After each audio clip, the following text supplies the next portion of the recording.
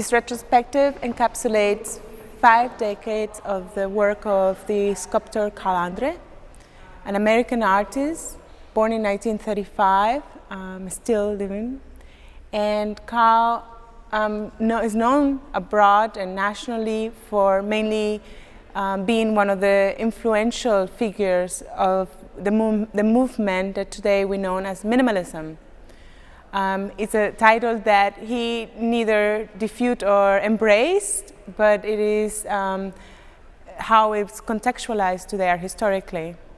His work originated early on in the 1950s, late 50s, when he moves to New York in 1957.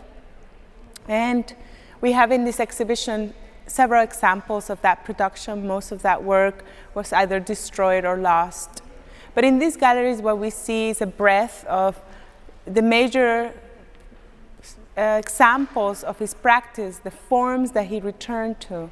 And particularly, we see also the diversity of materials that he was intrigued by.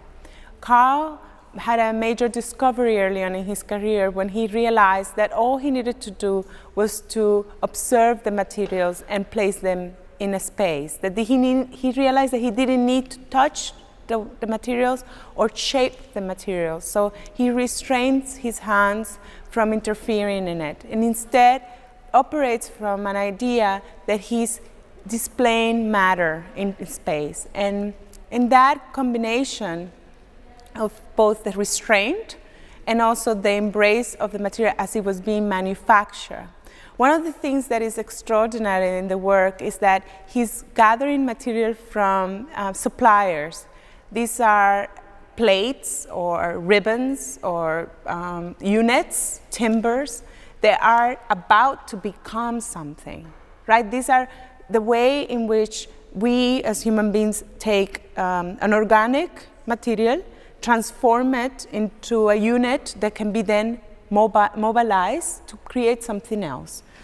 A piece of timber to create a table, to make a table, a piece of metal to make a tube, a pipe, and so on.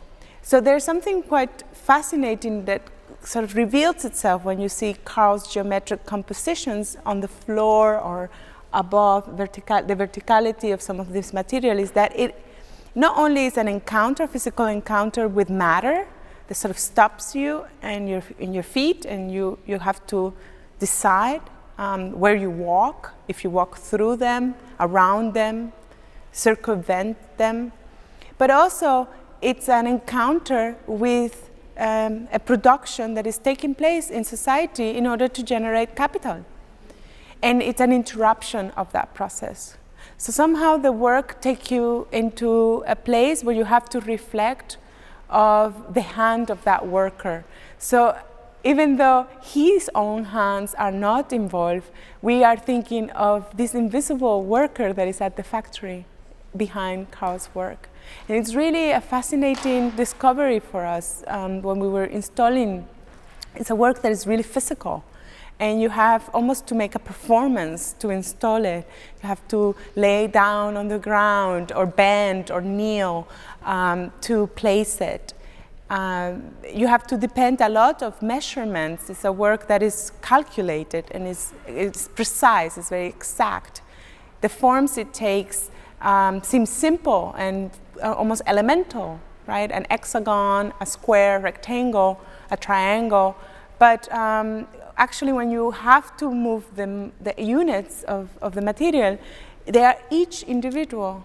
So they're reacting to one another. You have to find almost like the pair, the matching pair. In a work like Fermi, which is right behind me, it's a work where each timber has its own weight and is reacting to the floor. If in some areas the floor is bending a little bit or there's a nail popping up, then you have to move that timber and find another one that could then create an even plane altogether. So there's a lot of testing and moving and turning in Carl's work in its process of being organized and displayed, which is revelatory also of his great his great model, the great logic of his work. He was really young, and like many artists, he had no money when he was coming around and conceiving. He wanted really to be a sculptor and not really knowing how to acquire the materials to be a sculptor.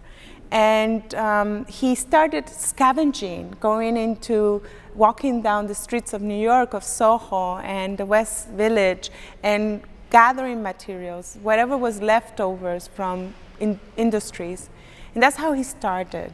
Eventually he realized that to make a bigger sculpture, he was going to need to be receiving production money from someone.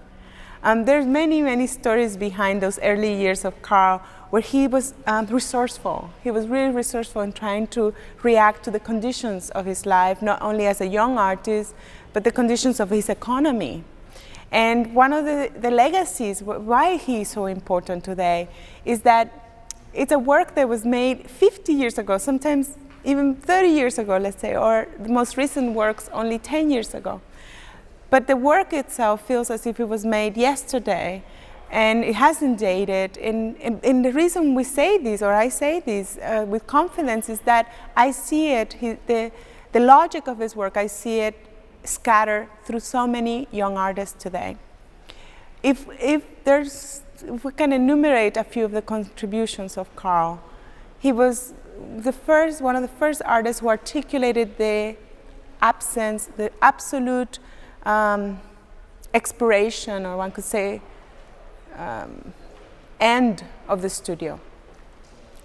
Karl said he didn't need a studio, that all he needed was to be brought to the site, and then anywhere he will find himself in the world, there will be a supplier of some material, whether it was hay or salt or steel, aluminum, tin, wood. He didn't need to bring that from his home in New York. This was perhaps the first, one could say, identify this is 1967, when he has this clear realization and articulates this on a letter to Conrad Fischer Gallery in Düsseldorf, who was his primary gallerist and really dear friend to him for many years until Conrad Fischer's death, and a friend that he misses very much. But when he was articulating this to Conrad Fischer, was that he didn't need to send an artwork from New York to Düsseldorf. That all he needed to do was to bring Karl there, and then they will find the right supplier who will provide what he needed. So this is an example of anticipating what today we go and call globalism. Karl had a worldview from the beginning and understood that to be an artist, you didn't need to live in New York, even though that's where he's lived all his life. He understood that material production happens in every corner of the world, whether it's manufactured or handmade.